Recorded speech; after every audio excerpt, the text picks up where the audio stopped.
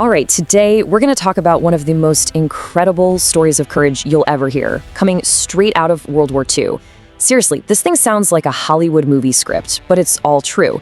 We're talking about a man named Audie Murphy, and this one single, almost impossible hour of combat that completely redefined what heroism even means. Okay, just for a second, I want you to really try and put yourself in his shoes. Imagine this, you're 19 years old, you're freezing cold, you're totally exhausted, and you look up to see this overwhelming enemy force coming right at you. And they have one mission, to kill you and take your spot. This is exactly where our story kicks off. So, where are we? We're in a place called Holtzwihr, France. The date is January 26th, 1945. And look, this isn't some abstract dot on a map. This is a real specific frozen forest. The fighting here was so desperate that any plan you had could just vanish in an instant. All you're left with is pure survival instinct. And just think about how hopeless this situation is. You're outnumbered, you're outgunned, your men are pulling back. The one thing that could give you cover, a tank destroyer, is literally on fire and about to explode any second. I mean, the only logical, sensible thing to do is get out of there, right? To run. But that's not what Audie Murphy did. And that brings us to the big question, really the core of what we're talking about today. How does a boy become a legend? Because see, Audie Murphy wasn't born some kind of super soldier. He was just a kid, an underweight kid from rural Texas. Yet he becomes the single most decorated American soldier of the entire war. So how? How does that happen? Well, the answer actually starts way before this battle. Yeah, to really get what he did on that battlefield, you first have to understand who he was before he ever put on a uniform. This incredible courage he showed, it wasn't some sudden flash of lightning. No, it was forged. It was hammered into shape by years and years of hardship. You know, it's easy to build up this legend of an invincible super soldier, but the reality was so much more human. We're talking about a small, underweight kid who the military didn't even want at first. He literally had to fight just for the chance to fight. He grew up tough, and for him, things like responsibility and endurance, they weren't just nice ideas. They were what you needed to do to survive, day in and day out. And what you see when you look at his early life is this pattern of just refusing to quit. It's incredible. The war starts, he tries to enlist. They turn him away. You're too young, you're too small. So what does he do? He just keeps coming back, again and again. And that persistence, that quiet, stubborn determination, that is the absolute foundation for everything that's about to happen. Okay, so with that backstory in mind, let's go back to that frozen battlefield in France. Because now, knowing the kind of person he was, his actions seem even more unbelievable. This is it. This is the hour that changed history. And let's be clear, this was not some quick 5-second act of bravery. We're talking about one solid hour. For an entire hour, he held off an army.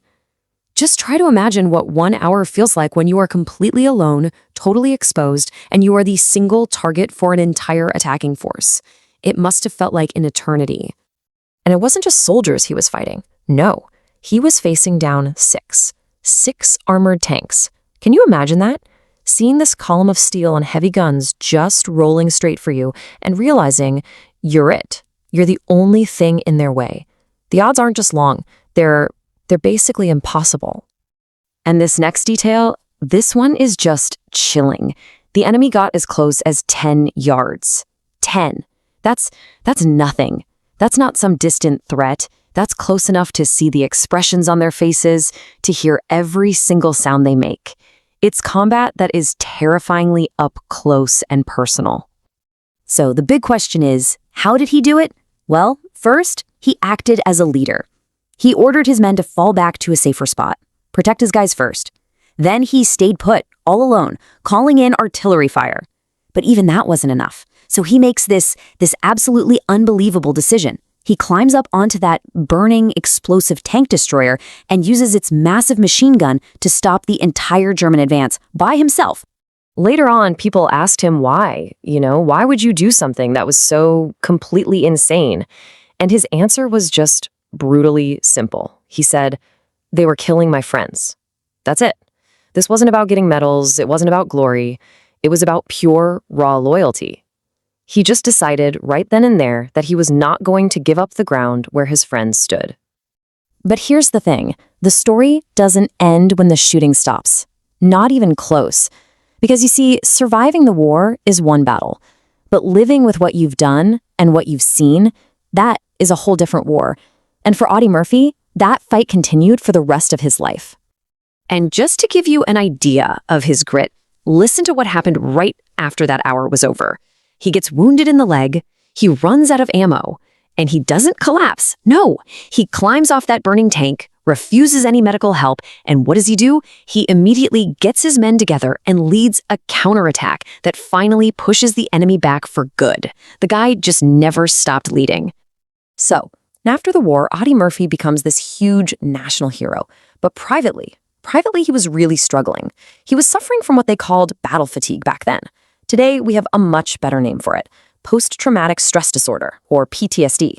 He was carrying these deep, invisible wounds of war with him every single day. And you know, this was the reality for so many veterans. The world saw the medals, they saw the war hero, they even saw the movie star he became. But what they couldn't see was the cost, the immense weight of everything he'd been through.